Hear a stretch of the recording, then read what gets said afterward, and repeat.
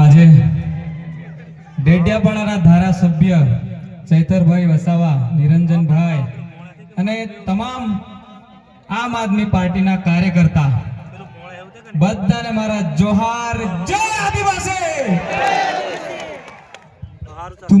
ભાજપ વાળાને હું એક જ વાત કહેવા માંગુ છું, तुमको क्या लगता था नहीं लौटेंगे?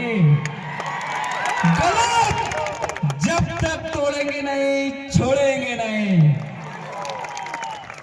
भारतीय जनता पार्टीना गुलामो, તમને હું અહીંથી કહું છું, આજે હું મને જેલમાં નાખ્યો, કસ્ટડીની અંદર સાહેબ હું હતો ત્યારે એક ભાજપના એક કાર્યકર્તાએ, એક ભાજપના મળતિયાએ આવીને મને કીધું કે તારી વ્યવસ્થા જેલની અંદર ટિફિનની વ્યવસ્થા કરી દેવામાં આવેલી છે, 6 મહિના તો તારે 100% રહેવાનું છે, એટલે ચિંતા ના કરતો।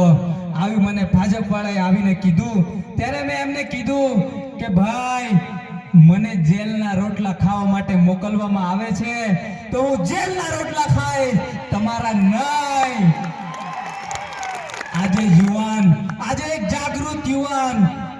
જાગૃત યુવાન હોસ્પિટલની વાત કરે છે, પાણીની વાત કરે છે, તો શું તમારે કોઈ પણ વ્યક્તિને જેલમાં નાખી દેવાનો? આવું વિચારવાનું? થોડુંક તો ભગવાનથી બીવો મારા ભાઈ, પાર્ટીના ગુલામ ના થઈશો।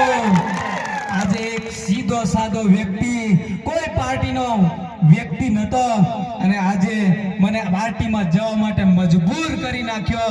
અને ચૈતરભાઈ વસાવાને 2023 ની અંદર જે પાઘડી મેં પહેરાવી હતી ત્યારથી ચૈતરભાઈ વસાવાની વિચારધારા જોઈન્ટ હતો, પણ આજે આ મંચ ઉપરથી આજે વિધિવત હું આમ આદમી પાર્ટીમાં જોઈન થયો છું।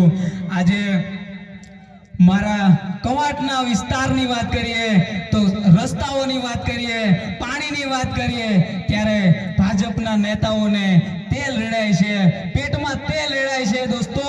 એટલે આ યુવાન જાગે, એને જેલમાં પૂરી દો, નહીં તો ગમે તે રીતે એને હેરાન કરી દો।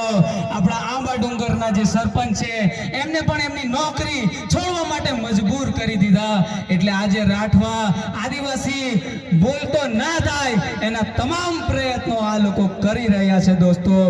પણ કઈ વાંધો નહીં, આજે આમ આદમી પાર્ટીના વિચારધારા સાથે જોડાયેલા છે ચૈતરભાઈ વસાવા, ડેડિયાપાડાની અંદર ચૈતરભાઈ વસાવા વાળી કરી, ગોપાલભાઈ ઇટાલિયાએ વિસાવદર વાળી કરી, આપણે કવાટ વાળી કરવાની છે કે નહીં?